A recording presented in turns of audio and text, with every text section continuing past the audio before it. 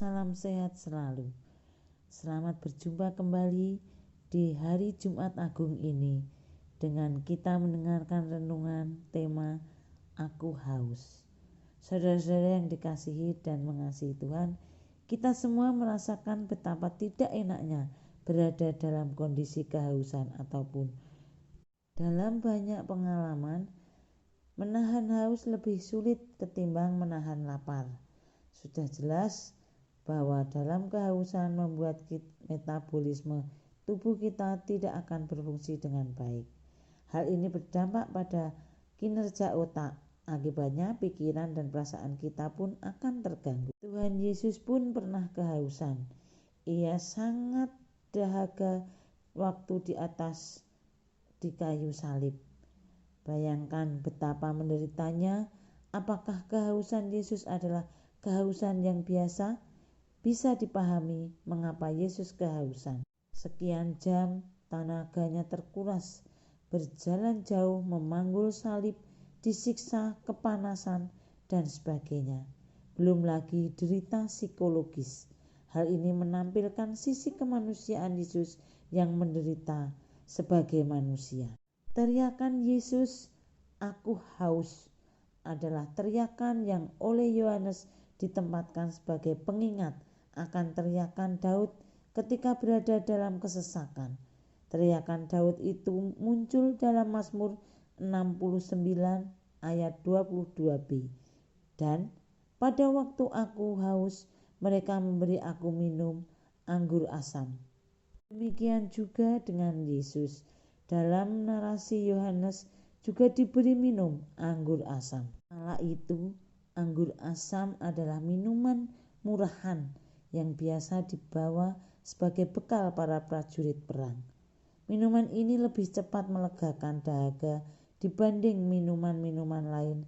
Terlebih cuka anggur ini tidak menimbulkan kemabbukan. Saudara-saudara yang dikasihi dan mengasihi Tuhan, dengan menghadirkan kembali narasi Mazmur 69, nampaknya Yohanes ingin menekankan aspek kesesakan yang dialami Yesus.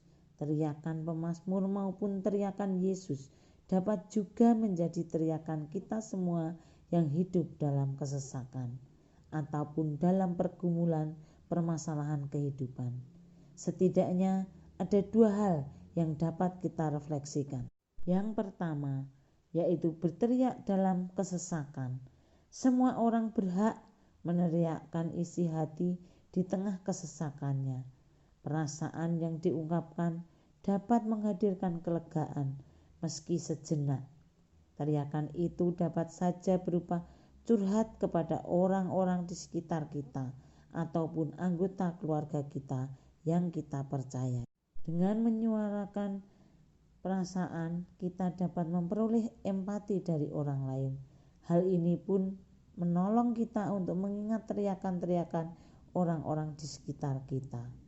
Kita diajak untuk peka mendengar teriakan mereka yang ada dalam kesesakan ataupun dalam permasalahan kehidupan saat ini.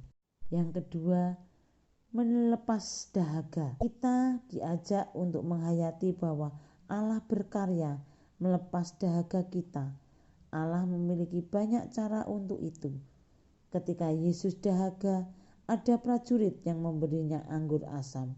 Pun demikian, Yesus tetap menjalani penyaliban. Yesus menghadapi kenyataan, mengalami derita yang ia rasakan saat itu.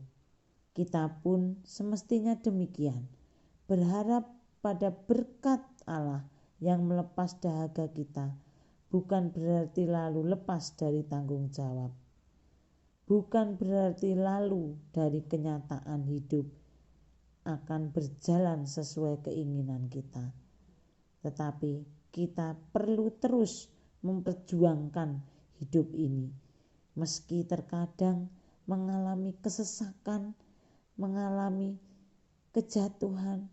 Tetapi mari kita dengan merayakan hari Jumat Agung ini, kita bangkit kembali dalam setiap keadaan. Allah mendengar teriakan kita. Biarlah kita tidak putus harapan, tetapi selalu tetap berharap kepada Tuhan. Kiranya Tuhan memberkati kita semua. Amin.